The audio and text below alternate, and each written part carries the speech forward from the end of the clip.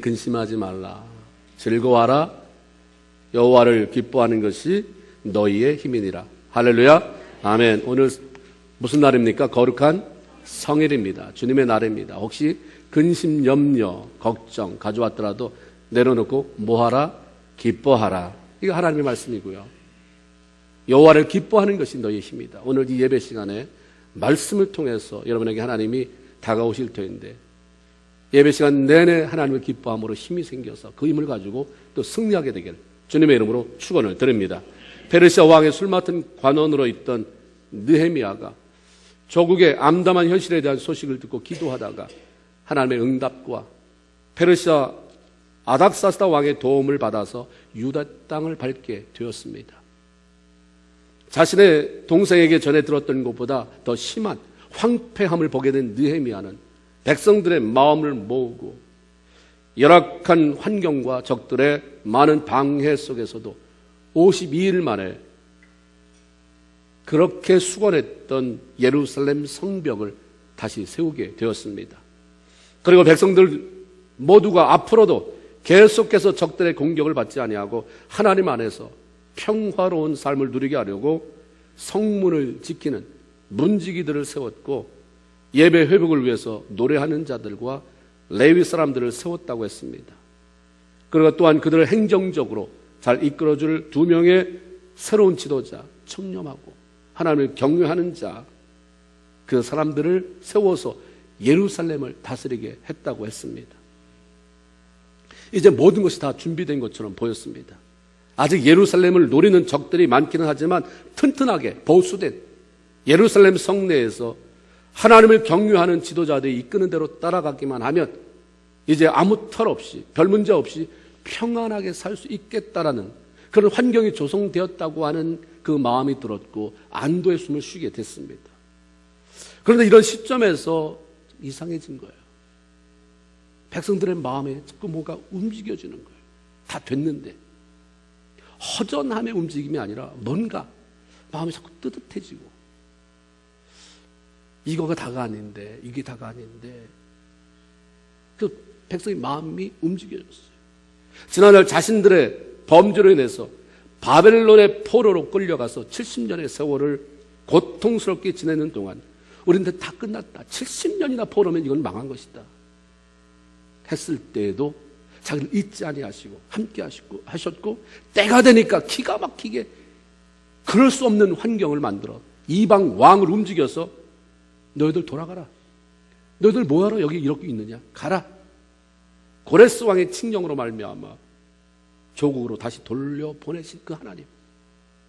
그게 우리 하나님이셨지. 갈망이 생겨나기 시작했습니다. 포로에서 돌아왔지만 아직 스스로를 지켜낼 힘도 없고 조직력도 없던 그들은 적들에 의해서 마음껏 약탈을 당하고 고통스러운 삶을 살아야 했습니다. 그런 가운데에 이렇게 살아야 하나보다 했을 때 하나님께서 감동시켜서 보내주신 지도자 느헤미야와 더불어서 숱한 어려움 속에서도 그런 것을 다 헤쳐나가면서 52일 만에 성이 건축되는 그 기적을 경험하게 됐습니다. 그리고 앞으로 특별한 어려움 없이 하나님의 백성으로 살아갈 수 있는 환경이 마련되는 것을 보면서 하나님이 계시구나. 하나님이 하시니까 되는구나. 하나님 없이는 우리는 아무것도 아닌 존재구나. 성이 완성됐다 할지라도 내가 원하는 그 재물을 모았다 할지라도 내가 원하는 차, 집 샀다 할지라도 하나님 없으면 아무것도 아니구나. 이게 뭐냐? 살만하게 예루살렘 외벽이 다 중축이 됐다 할지라도 하나님 없으면 안 된다. 이런 생각이 막 들기 시작하는 겁니다. 그동안 입으로는 수없이 하나님 불러댔지만 이젠 진심으로 하나님을 알고 싶었어요. 내가 정말 하나님을 아는가? 누군가 하나님이 필요해서 그때마다 지도자를 세워서 지도자가 말하면 따라왔지만 정말 내가 하나님을 아는가? 목사님이 안 계시다면 지도자가 없다면 난 계속해서 교회에 나올 수 있을까? 신앙생활 할 수 있을까? 아내가 그렇게 밀어붙이지 않으면 난 교회에 나올 수 있을까? 느헤미야가 그렇게 하지 않았다면 나 정말 그렇게 했을까? 이제 내가 하나님을 좀 알아보자. 그 하나님의 말씀을 듣고 그대로 살고 싶은 마음이 생겨나게 되었습니다. 이것이 바로 이스라엘 백성들의 영적 부흥에 대한 갈망이었습니다. 하나님의 백성들의 영적 부흥에 대한 갈망은 하나님께서 그들을 견고하게 하시고 그들을 세우시고 하늘의 복으로 채우시고 하나님의 백성으로 이 땅에서 존귀하게 사용하려고 하시는 동기부여인 것입니다. 요한 3서 1장 2절에 보면 사랑하는 자여 내 영혼이 잘된 같이 내가 범사가 잘되고 강건하여지기를 내가 간구한다라고 하는 말씀이 나오는데, 이 말씀처럼 사람은 영이 잘돼야 범사도 잘되고 강건해지도록 만들어진 존재인 것입니다. 영이 잘되면 그 안에서 범사가 열린다. 너무 범사에 마음 뺏기지 말아라. 너무 건강하지 말아라. 영이 잘되면 내가 알아서 할게. 이게 하나님의 말씀이죠. 물론 영적인 것을 무시하고도 얼마든지 범사가 잘 되는 것처럼 보입니다. 그런 사람도 있고요. 하지만 그것은 살아가면서 점점 마음의 갈등과 채워지지 않는 내면의 공허함을 만들어낼 뿐인 것입니다. 이 세상에서 가장 부유한 자는 하나님으로 내면을 충만하게 채우고 살아가는 사람들입니다. 하나님이 주시는 진정한 기쁨과 감사와 평강을 맛보며 그분이 원하시는 방향으로 삶의 방향을 바꾸어 가는 것이야말로 영적 부흥을 경험하는 삶이고 하나님이 바로 오늘 저와 여러분에게 원하시는 삶이라고 하는 거죠. 한때 은혜를 맛보았다 할지라도 우리가 끊임없이 영적인 부흥을 추구하며 은혜 가운데 머물러 있지 않으면 점점 우리의 마음은 굳어질 수밖에 없고 하나님과도 점점 멀어지게 됩니다. 그래서 오죽했으면 하나님께서 너희가 내 성전 뜰만 밟을 뿐이다. 입으로는 나를 사랑한다고 말하지만 마음은 내게서 멀도다. 이게 무슨 이방 사람한테 말한 것입니까? 하나님을 수도 없이 불러대는 그 사람들한테 한 얘기예요. 종교인들에게.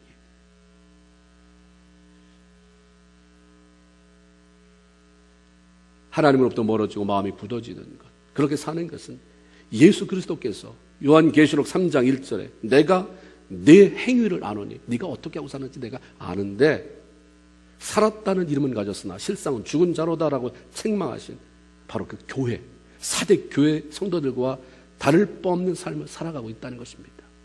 교회 가운데에도, 성도 가운데도 이런 책망을 들은 사람이 있다는 것입니다. 교회 나왔으니까 우리 다 하나님 잘 믿는데요, 살았다는 이름은 가졌으나 실상은 죽은 자가 수두룩하다. 여기서 돌이키지 않으면 이라는 말씀이 있죠. 시편 73편 28절에 하나님께 가까이 함이 내게 복이라 라고 말씀하고 있듯이 우리를 하나님으로부터 멀어지게 만들고 영적인 것들에게 무관심하고 무디게 만드는 것들을 제거하고 자꾸 하나님 앞으로 돌아서는 삶이 우리가 오늘날 지향해야 할 것들입니다. 이스라엘 백성들이 영적 부흥과 하나님을 갈망하면서 마음에 생겨난 것은 하나님의 말씀에 대한 사모입니다. 말씀을 통해서 하나님을 알고 싶었고 그 하나님이 원하는 대로 한번 멋지게 살아보고 싶은 마음이 간절했습니다.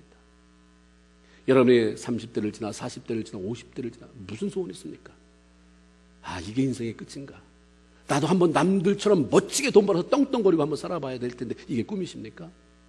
신앙인이라면 한 번 뺏기 주어지지 않는 인생을 나도 뭔가 하나님 앞에 멋지게 좀 쓰임받고 살아봐야 되는데 맨날 이렇게 우거지상하고 맨날 염려 근심 걱정하고 이렇게 살라고 날 예수 만나게 한 건 아닐 텐데 내 인생에 한번 내 삶이 만개되어지는 내 삶을 통해서 향기가 나고 내가 정말 마음속 깊은 곳에서부터 아무 가식도 없는 기쁨의 웃음이 나올 수 있는 하나님 감사합니다.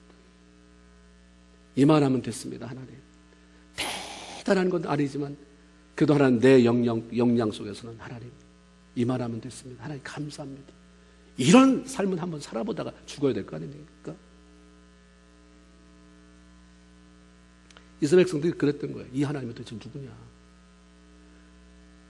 꺼져갈 것 같은데 다시 일으켜주고 다 흩어질 것 같은데 다시 모아주시고 다 뚫려서 짓밟힐 것 같은데 또 성을 쌓게 하셔서 막아주신 하나님. 그래서 백성들의 마음에 자발적인 마음이 생겨서 와로게이트라고 하는 성이 여러 가지 문이 이름이 있었는데 거기에 수문이라고 하는 그 앞에 놓인 광장에 모여들었습니다. 그냥 모여드는 거예요.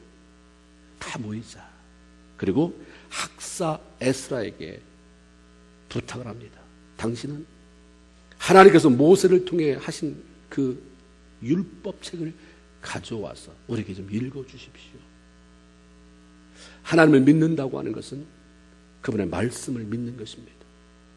하나님을 사랑한다고 하는 것은 뭔가 착한 일하고 열심히 봉사해서 사랑을 표현하는 게 아니라 하나님의 말씀을 사랑하는 것입니다. 순서가 바뀌면 안 자랍니다. 신앙 안 자라요.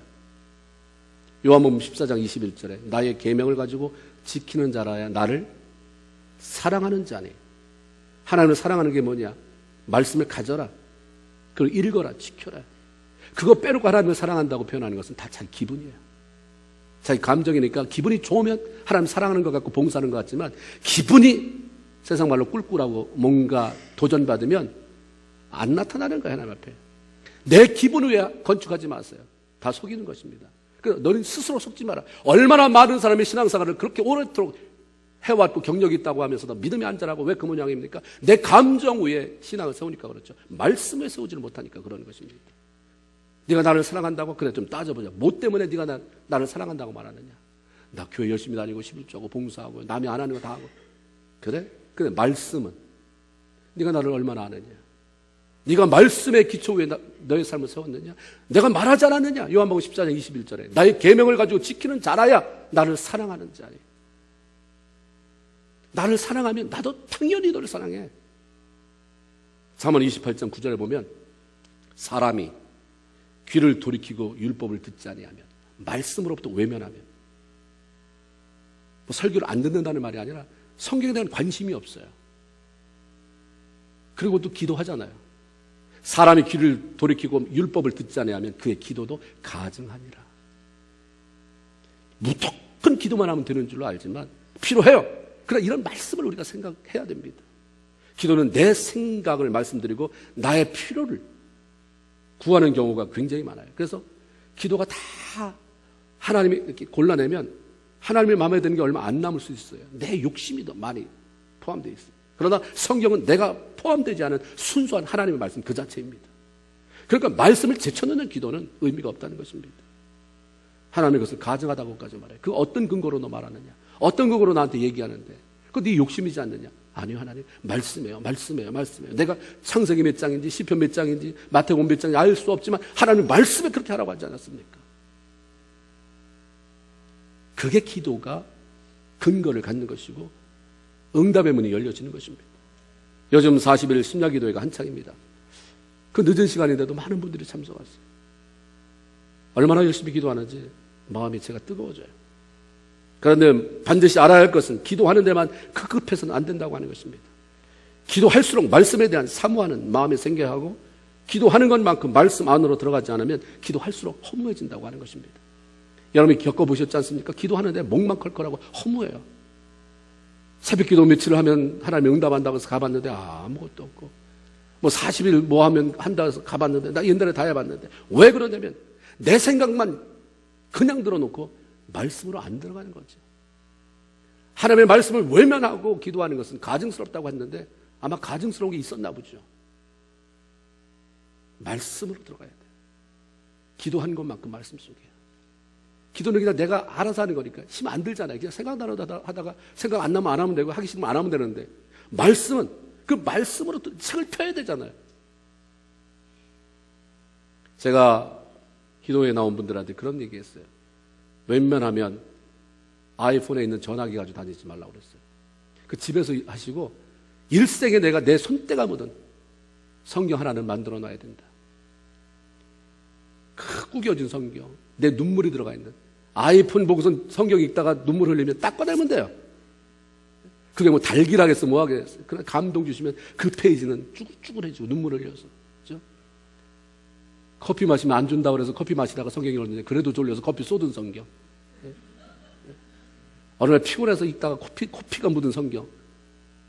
이런 것 좀 하나쯤 있어야 그냥 그것만 보면 감동이 뭉클뭉클해지고 그런 거 하나쯤 보관하시고 그거 죽을 때 내 관에다 넣어달라고 아니라 이거 아이들한테 혹시 나를 추모하며 예배 드릴 때는 이 성경을 한번 보면서 나를 좀 생각하고 니네가 얼마나 성경 안 보고 사는지도 한번 점검해봐라.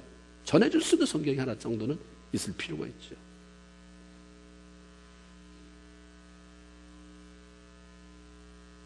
이 당시에는 율법이 두루마리에 적혀 있었기 때문에 말씀을 맡은 자 외에는 개인적으로 성경, 하나님의 책을 소유할 수가 없었습니다. 그건 불가능해요.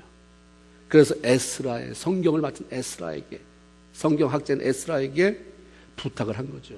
네가 보관하고 있는 율법책을 그 율법 두루마리를 가져와서 읽어달라. 에스라는 바벨론 포로 시절에 모세의 율법을 연구하고 가르치는 성경학자로 활동하다가 이스라엘 백성이 2차 바벨론에서 돌아오는 일이 생겼을 때 그들을 데리고 예루살렘으로 돌아온 사람입니다. 백성들의 요청에 따라서 율법책을 가지고 나무 강단 위에 올라선 에스라는 먼저 성경을 읽기 전에 이렇게 선포합니다. 광대하신 여호와 하나님을 송축하자. 특별한 말이 아니에요. 많이 들어본 것입니다. 자신들에게 행하신 크고 위대한 일을 행하신 하나님을 찬양하자고 했을 때에 백성들의 반응이 놀라웠어요. 은혜가 임하니까 반응이 틀려지는 거예요. 손을 듭니다. 또 그 소리가 아니라 이제는 그냥 손이 올라가요. 아멘, 아멘으로 응답하며 몸을 굽혀 얼굴을 땅에 대고 여호와께 경배하더라. 손을 든다는 그것은 하나님을 높이는 행위이기도 합니다. 높이고 싶은데 하나님, 그냥 어떻게 내가 더 높이고 싶은데 하나님, 내가 그것을 마음으로, 몸으로 표현하고 싶은데 그래서 까치발을 들어도 안 되고 그렇게 손을 들어서 하나님 아주 최대한 높이 받으세요. 이 마음이 손을 드는데 묻어나는 거잖아요. 또한 부족한 내 손 좀 잡아달라고. 하나님 이대로 두면 안 됩니다. 하나님이 잡고 가지 않으면 안 되니까 하나님 이 좀 잡아달라고 손을 드는 것 아닙니까? 그러기에 하나님은 시편 134편 2절을 통해서 성소를 향해 하나님이 계신 그 보좌를 향해 너희 손을 들고 여호와를 송축하라. 이거는 찬양 인도자가 손 들고 찬양합시다가 아니라 성경에 하나님이 그렇게 말씀한 것을 그냥 인용할 뿐인 거예요. 성소를 향해 하나님이 임재하고 계신 그 보좌를 향해 너희 손을 들고 여호와를 송축하라고 말씀합니다. 찬양할 때 손을 드는 것과 체면과는 절대로 전혀 관계가 없습니다. 손을 드는 것은 하나님을 높여드리기를 갈망하면 그 하나님 앞으로 더 가까이 나가기를 원하는 마음의 한 표현일 뿐인 것입니다. 하나님을 찬양하는 일에 집중하지 못하면 사단이 옆 사람 손 들고 찬양하는 모습을 보면서 아이고 삶은 형편없이 살면서 온갖 은혜는 다 혼자 받는 것처럼 야단 법석을 떠내. 야 침이나 튀기지 말아라. 이런 마음을 갖게 할 수도 있죠. 물론 조금 우리가 상식선에서 예의를 갖추는 건 필요합니다. 그러나 판단은 하나님이 하도록 놔두고 자신의 찬양, 내 찬양, 남의 찬양 판단이 아니라 내 찬양에 집중할 수 있는 것이 굉장히 중요하죠. 하나님 높임을 받으십시오. 내 손을 꼭 잡아주십시오. 내 마음을 담아서 찬양하는 그 모습이 하나님 앞에 얼마나 아름다워 보이겠습니까? 그리고 그들은 크고 놀라우신 하나님을 찬양하자라고 하는 에스라의 외침에 모두가 다 2번씩이나 아멘, 아멘 외치면서 그 찬양을 자신의 고백으로 만들었던 거죠. 찬양할 때나 말씀을 들을 때 아멘 하는 것은 그 말씀이 맞다. 정말 그렇다. 나도 전적으로 동의한다. 그런 고백을 하는 것입니다. 아멘은 히브리어에서 나왔는데 히브리어 발음도 아멘입니다. 참으로, 정말로, 그러하다. 요한계시록 3장 14절에 보면 우리 주 예수 그리스도를 이렇게 표현합니다. 아멘이시요, 충성되고 참된 증인이시요, 하나님의 창조의 근본이신 이. 예수님은 하나님의 뜻을 행하는 데 있어서 아멘만 있었던 분이십니다. 저는 우리 모든 신앙인들이 아멘의 사람이 되기를 원하는 거죠. 맞는 것을 맞다 말할 수 있는 사람, 아멘으로 맞다고 얘기하는 사람, 나도 그렇게 생각한다고 하는 주님의 말씀에 동의하는 것을 입술로 고백하기를 원하죠. 그게 천박한 것도 아니고 고상하지 못한 것도 아니라고 하는 것입니다. 아멘은 크게 하면서 비상식적으로 행동하고 남에게 피해를 입히는 사람들이나 자기 유리한 대로 쓸데없는 일에도 농담하면서 아멘, 아멘 남발하는 그런 이상한 사람들, 이기적인 사람들 때문에 오늘날 교회에서 아멘하는 것이 부끄러운 것이 되어버렸어요. 내가 아멘하면 저 부류가 되겠지. 하나님의 영광은 2번째고 저 주책바가지 같은 몰상식한 사람처럼 나도 동일하게 보겠지. 아멘 안 하는 거예요. 그리고 아멘은 광신자들이 하는 거라고 생각하기 때문에 고상하게 신앙생활 하려는 사람들이 자기 입에서 아멘을 치워버렸습니다. 그래서 고상은 한데 능력은 상실해 버린 채 무능한 신앙생활을 하게 된 거죠. 오늘 교회가 고상한 사람, 학벌 많은 사람, 옷 잘 입은 사람에게 얼마나 많이 경의를 표현합니까? 안 그렇습니까? 고상한 사람보다가 내면에 능력 있는 사람을 놓쳐버리니까 교회가 무능해져 버리는 거죠. 주님이 오셨다면 주님도 쫓겨났을 거예요. 오늘날 많은 교회에서는 주님이 환영 못 받거든요. 우리가 그러고 살아요. 보세요. 여러분 안 그러신가? 돈 많은 사람 웰컴입니까? 가난한 사람 웰컴입니까? 저 사람 오면 교회에서 줄 게 너무 많으니까 안 왔으면 좋겠는 사람이 있습니까? 저런 사람이 좀 많이 와야 되는데 있습니까? 우리가 자꾸 눈을 하나님 앞으로 돌려야 돼요. 그렇지 않으면 교회가 하나님 외면당하고요. 남이 추측바가지처럼 하더라도 그 사람 그냥 내버려 두고 나는 정말 내 신앙을 아멘으로 표현할 수 있도록 믿음을 키워가야 하는 것입니다. 사도 바울은 고린도후서 1장 20절에서 하나님의 약속은 얼마든지 그리스도 안에서 예가 되나니 그런즉 그런 말미암아 우리가 뭐하여 아멘하여 하나님 앞에 뭘 돌려라? 예수 오래 믿으면 이게 무슨 말인지 처음 들어도 대충 그 단어 끼워 맞출 수 있어요. 아멘과 영광 그렇죠? 아멘하여 하나님께 영광을 돌려라 라고 말씀합니다. 우리가 하나님의 약속의 말씀 앞에 아멘하는 것이 하나님을 영화롭게 한다는 거죠. 계시록이라고 하는 성경의 맨 끝장입니다. 맨 끝부분. 계시록 19장 4절에 보면 24장로들이 나오잖아요. 12지파, 12사도 하나님 앞에 정말 부름받아서 죽도록 충성했던 사람들, 그들이 내 생물과 더불어 보좌 앞에 앉으신 하나님을 경배할 때 뭐라고 말하냐면 가로되 아멘 할렐루야 하니 하나님 감사합니다 이게 없어요. 그냥 아멘 할렐루야 아멘 할렐루야. 천국에서는 모든 사람들 모든 천사가 하나님 앞에 경배하는 언어가 뭡니까? 따라하세요. 아멘 할렐루야. 내 말 아니라니까요. 찾아보세요. 뭐 하니? 아멘 할렐루야 하니. 이 땅에서 천국의 언어를 가보지도 않은데 우리가 쓸 수 있다는 것은 특권입니다. 따라하세요. 아멘 할렐루야. 하나님께 영광. 직결되어 있습니다. 주님을 찬양합시다. 할렐루야. 네, 아멘이에요. 아멘. 아니 아멘 발음 안 나옵니까? 소록도에서는 문둥병이 걸려가지고 손가락 마디가 다 떠내려가는데 매일 떠내려가는 거 아프지가 않대요. 근데 어떤 분이 달려와서 그 할머니 거기서 권사님이 걸레를 이게 빨아가지고 마룻바닥을 닦는데 그분이 떨어져 나간 손가락까지 가져왔더라고요. 그래서 목사님 손가락이 또 떨어졌는데 2개 남았는데 그래도 이 2 손가락 가지고 아직 걸레를 짤 수 있어서 감사합니다. 우리가 말하고 싶어도 말이 안 나오는데 그래서 막 표정으로 아멘 하려고 하는 사람도 많은데 우리 입이 막혔습니까? 무슨 혓바닥에 문제가 있습니까? 얼마 전에 아멘 하는데 그렇게 불평불만하는 일은 그게 술술술술술 잘 나는데 왜 아멘이 안 되나? 왜 할렐루야가 안 되나? 우리 한번 쳐다봐야 돼요. 거울 바라보면서 나를 바라봐야 돼요. 아멘 할렐루야로 하나님의 영광 누리는 여러분 모두가 되기를 주님의 이름으로 축원을 드립니다. 에스라가 모든 백성들이 보는 앞에서 하나님의 말씀이 적힌 책을 쫙 펴니까 백성들이 그냥 일어나는 거예요. 성경을 신성시했다는 말이 아니라 하나님에 대한 말씀, 하나님의 말씀에 대한 사모함과 갈망이 얼마나 컸는지를 알려주는 것이에요. 옛날 스코틀랜드에서는요, 예배 드릴 때마다 예배 말씀을 전하는 목사님과 큰 성경이 집례자들이 뒤에서 들고 들어왔대요. 그걸 큰 성경에서 같이 강단으로 오면 성도들이 일어나서 환영하고 그 다음에 이제 내려놓으면 그때 앉고 말씀이 시작됐다는 거예요. 말씀에 대한 갈망, 하나님의 말씀을 사모하는 열심이 가득 차서 가만히 앉아 있어서 그걸 대할 수가 없는 그들의 그 마음을 표현하고 있는 거죠. 이사야 42편 1절에 보면, 시편 42편 1절에 보면 하나님이여 사슴이 시냇물을 찾기에 갈급한 같이 내 영혼이 주를 찾기에 갈급하나이다. 이런 말씀이 있습니다. 시편 107편 9절에 보면 저가 사모하는 영혼을 만족케 하시며 줄인 영혼에게 좋은 것으로 주실 것이다.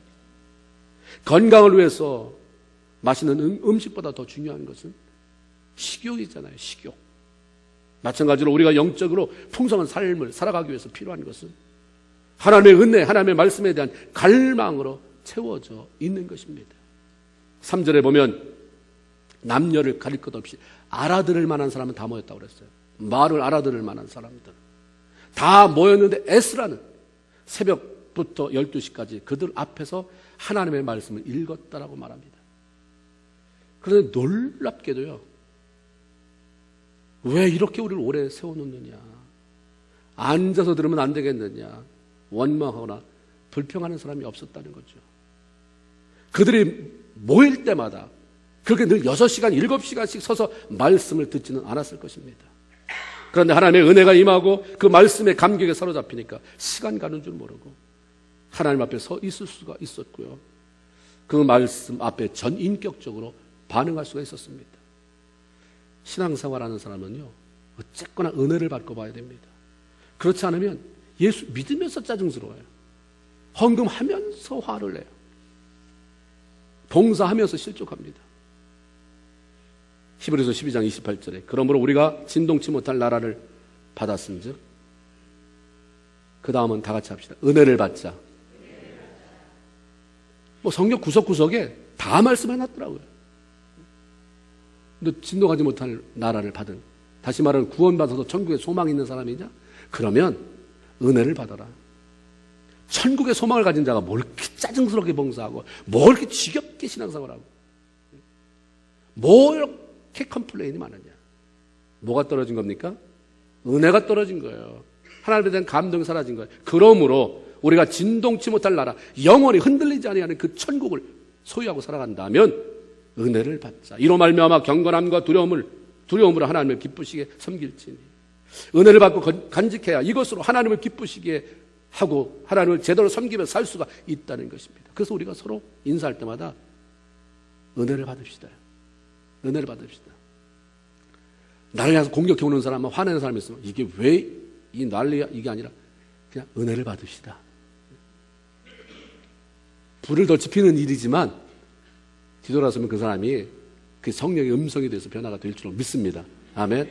옆 사람과 전혀 관계가 없어요. 여러분에게 공격한 사람이 아니지만 그렇게 얘기하지 마세요. 은혜를 받읍시다 하세요. 이게요, 조심할 게 있어요. 아달러가 어달러다고 은혜를 받읍시다 그래야지 은혜 좀 받아라 이러면 큰일 납니다. 절대로 은혜 좀 받아라. 그러면 그 말은 그렇게 안 들어요. 듣는 사람은 네 꼴이 이게 뭐냐.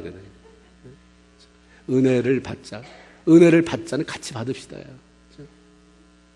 9절에 보면 이스라엘 백성들은 에스라가 낭독하는 하나님의 말씀을 들으면서 그렇게 울어요. 여기 보면 다 울었다.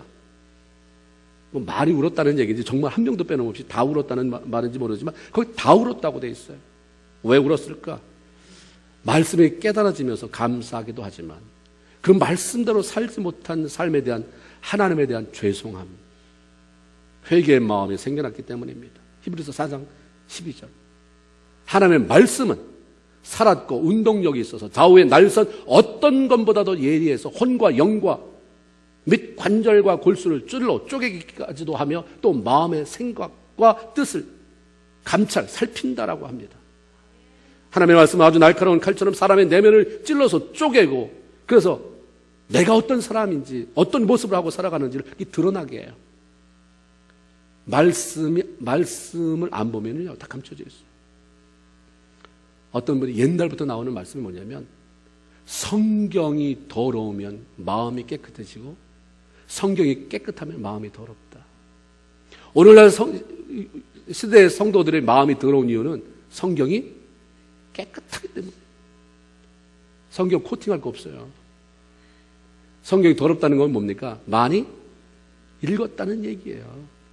참 옛날 분들은 어떻게 이런 말을 그렇게 전수시키는지 모르겠어요. 닭이 다능 속이 소능 무기무능. 성경이 더러우면 마음이 깨끗하고 성경이 깨끗하면 마음이 더럽다.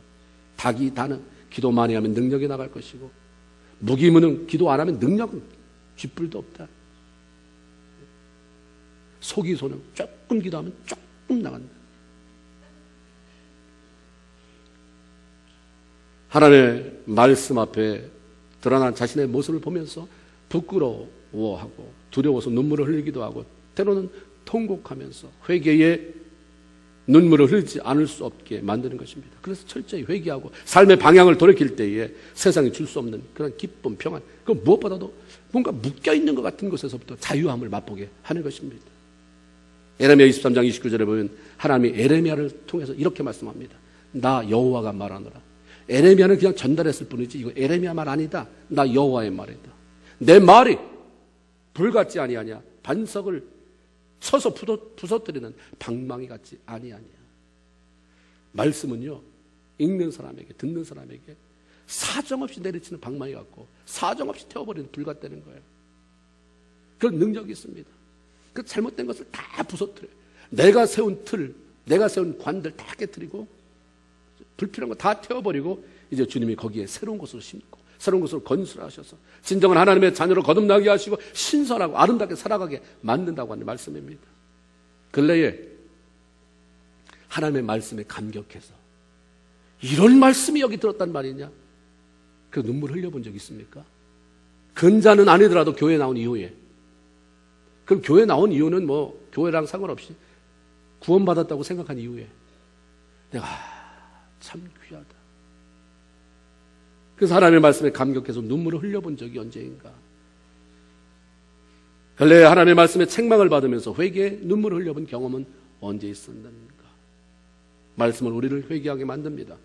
그리고 회개한 마음에 부어지는 기쁨과 영혼의 자유는 우리의 삶의 방향을 축복의 자리로 향하게 만들어 주는 것입니다. 또한 하나님의 말씀은 우리를 영적으로 살아나게 하고 부르심의 자리로 돌아가게 만들어요. 광장에 모여 하나님의 말씀을 듣는 이스라엘 백성들은 영적으로 살아났어요. 그 증거는 하나님의 말씀대로 살고 싶은 마음에 생겨났고 그렇게 행했던 것입니다. 단순히 느낌이 좋아진 게 아니라 마음의 결단이 선 거예요. 우리가 말씀을 듣거나 읽거나 해서 은혜 받았다고 했을 때 느낌이 좋아졌다. 이거 아니에요. 느낌이 좋아진 게 아니라 삶이 달라지는 거예요. 마음의 결단이 서고 삶이 달라지는 거죠. 이들은 오랫동안 포로 생활을 해오면서 하나님께서 명하신 초막절기를 지키는 것을 잃어버렸습니다. 관심이 없어졌어요. 초막절은 40년간의 광야 방랑 생활 중에 이스라엘 백성들을 인도하시고 보호해 주신 하나님의 은혜를 기억하면서 감사하기 위해서 지켜진 절기입니다. 그래서 그때는 텐트 치고 살았으니까 가나안에서 그렇게 부자가 됐어도 그 절기 때는 애들하고 다 나뭇가지 꺾어서 텐트 치고 거기서 편하게 자는 거예요. 애들이 침 놔두고 침대 놔두고 왜 이 짓 하냐 그러면 옛날 우리가 이렇게 광야를 지나왔다. 하나님이 축복하셔서 이렇게 살았다는 거예요. 하나님은 지난 날을 잊지 않게 하시는 거죠. 너 옛날에 너 이미 초창기 왔을 때 아무것도 없으니까 나한테 굉장히 부르짖었지 않느냐? 지금하고는 비교할 수 없을 만큼 비참한 삶 속에서 내가 이렇게 들고 왔는데 그 초막절 그 괴로웠던 시절을 잊어버리지 말라는 게 하나님의 뜻인데 백성들 다 잊어버린 거예요. 그걸 절기가 있는지도 몰랐어요. 후손들한테 가르치지도 않았어요. 절기를 잃어버리니까 절기 속에 있는 의미 하나님도 잊어버리고 살았는데 말씀을 들으면서 이런 게 있었구나. 이랬지. 맞다. 다시 그것을 재발견하게 되고 이제 그것을 지키기 시작했습니다. 아무리 사람에게 말을 해도 소용이 없어요. 자존심 상한 사람은 그냥 건성으로 알았어 대답합니다. 여러분 대답 그렇지 않아요? 우리 다 그래요. 아니면 너나 잘해. 그런 마음을 갖게 되죠. 그러나 말씀이 부딪히면은요. 말씀이 부딪히면 영적으로 살아나게 되고 행동하게 만드는 것입니다. 에스겔 37장에 보면 하나님께서 에스겔을 한 골짜기로 데리고 가셔서 보게 하는데 뭘 보느냐? 간에 그냥 뼈가 가득 찼어요. 메말라가지고 대굴대굴 구르는. 여러분 개 뼈다귀라고 말하죠. 개한테 뼈다귀를 줬더니 그냥 살점을 하나 없이 할 것도 할 그래가지고 아주 뺀질뺀질하게 다른 그게 메말라 있는 그거 상상하시면 돼요. 그런 뼈가 뭐 해골부터 시작해서 수두룩하게 쌓여있는 골짜기를 보여주신 것입니다. 뭘 보느냐? 마른 뼈들을 봅니다. 그렇지? 그러면 뇌의 생각은 어떠냐? 이게 살겠느냐?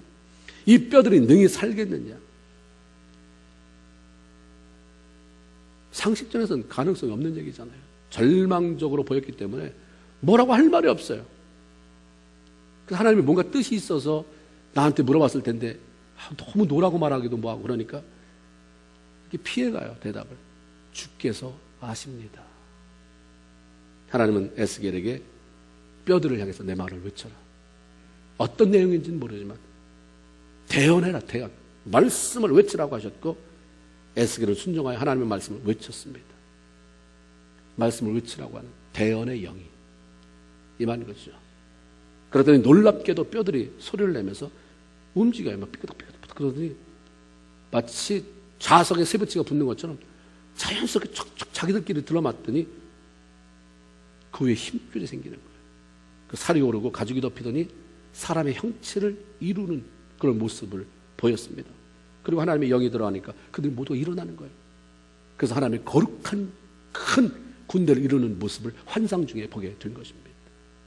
하나님은 에스겔에게 설명을 해줘요. 이 마른 뼈가 뭐냐? 알겠느냐? 이 마른 뼈들은 소망을 잃어버리고 살아가는 이스라엘 백성이다. 나를 하나님이라고 부르면서 소망이 바닥친 사람들. 하나님은 하나님인 거 맞는데 너무 긴 포로 생활이 70년의 포로 생활이 시리하게 계속되니까 기대가 없어요. 그냥 정말 죽은 자처럼 살아가는 이스라엘 백성들 그 모습입니다. 근데 저들이 살 수 있는 방법이 하나 있다. 대언해라. 말씀을 끊임없이 외쳐라. 대굴대굴 굴러가고 네 말이 어디 베낄 것 같지 않아도 대언해라. 말씀을 전해라. 너무 뺀질돼서 내 말 하기 싫습니다. 외쳐라.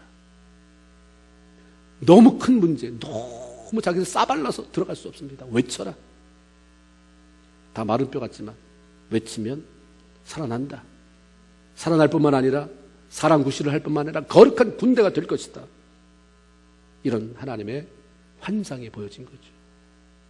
말씀만이 소망입니다.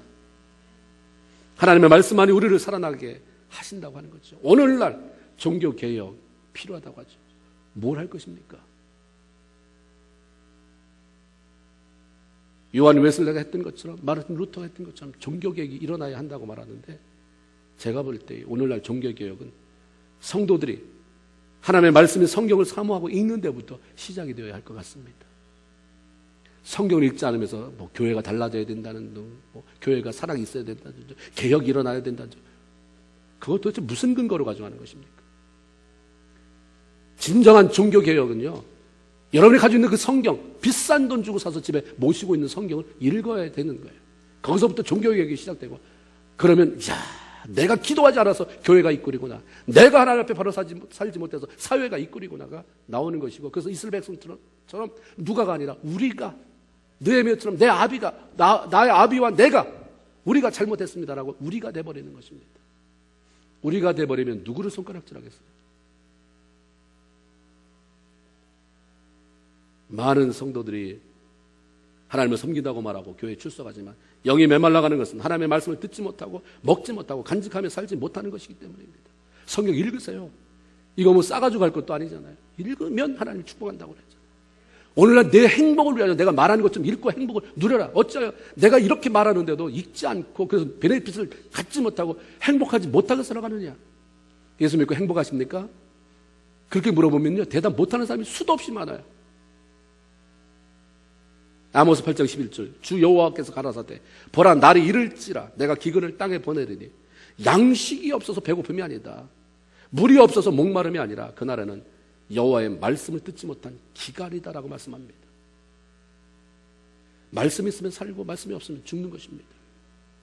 예수님께서 십자가에 달려 돌아가셨을 때에 글로바라고 하는 제자와 또 한 제자가 실망해서 사명이고 뭐고 다 던지고 이제 뭐 끝이다, 다시 고향에 날아가서 옛날에 우리 아버지 밑에서 하던 그 일, 농사 짓는 일, 고기 잡는 일 다시 해야지. 내려가다가 부활하신 예수님을 길에서 만났습니다. 처음에는 예수님을 알아보지 못했지만 계속 주님이 길동무가 되어주시면서 말씀하실 때에 그 말씀을 들으면서 마음에 다시 불이 붙었다고 했어요. 예수님이 사라지고 난 다음에 그들이 서로를 바라보면서 했던 이야기가 누가복음 24장 32절에 이렇게 나옵니다. 그 두 사람이 저희가 서로 바라보며 말하되 길에서 우리에게 말씀하시고 우리에게 성경을 풀어주실 때에 우리 속에서 마음이 뜨겁지 아니하냐. 실망하고 가는 사람인데도 말씀을 들으니까 말씀이 막 뜨거워지는 거예요. 믿음으로 살아난 그들은 소명의 자리인 예루살렘으로 다시 돌아갔습니다. 하나님의 말씀은 우리를 소명의 자리로 돌아가게 만듭니다. 어떤 일을 부름받으셨습니까? 은혜 받았을 때 하나님 내가 그 일 하겠습니다. 다 없어진 게 뭡니까? 하나님께서 기도하면서 제게 참 많은 은혜를 주셨어요. 한 주간밖에 안 지났지만 심야기도에 큰 은혜 주셨어요. 기도하는데 하나님께서 거기서 나눴지만 지붕 위에 거실 위에 붙어있는 팬 실링이 돌아가는데 그게 멈춰진 모습이에요. 먼지가 잔뜩 묻었어요. 걸레 하나가 나타나서 이걸 쫙 훑으니까 그 안에서 벌레 색깔이 나타나요. 이게 네 색깔이다. 이게 이 교회의 색깔이다. 근데 먼지가 묻으면 사람이 첨첨첨첨첨첨 거기 익숙해져가지고 그게 그런 줄 알고 몰라요. 그걸 닦을 생각도 안 해요. 근데 하나님이 쫙 어떤 소리 걸레를 지게 쫙 나타나니까 색깔이 선명하게 나타나는 게 저 색깔을 다시 찾아라죠. 말씀이 우리 그 색깔을 찾게 만들어줘요. 처음 은혜 받았을 때 뭐 하고 싶으셨는데요. 근데 그걸 지금은 내려놓은 이유가 뭡니까? 건강입니까? 나이입니까? 요거 때문에 했는데 그게 안 돼서입니까? 아니요. 은혜 떨어져서 그래요. 말씀의 자료로 들어가지 않기 때문에 훨씬 더 많은 비중을 차지합니다. 영적 부흥을 갈망하고 하나님의 말씀을 사모하며 숨은 앞 광장에 모인 이스라엘 백성들의 모습이 저와 여러분의 모습이기를 주님의 이름으로 부탁을 드립니다. 말씀을 통해 영적인 부흥을 경험하고 다시 살아나서 우리를 향한 아버지의 소원을 이루어드리는 마지막 때를 살아가는 능력의 성도가 다 되기를 주님의 이름으로 축원을 드립니다. 할렐루야. 아멘. 그러니까 기도하겠습니다. 이제 우리 한번 같이 이 자리를 떠나기 전에 1분 기도합시다. 하나님 말씀을 회복시켜 주옵소서. 내 안에 다시 말씀이 회복되게 하세요.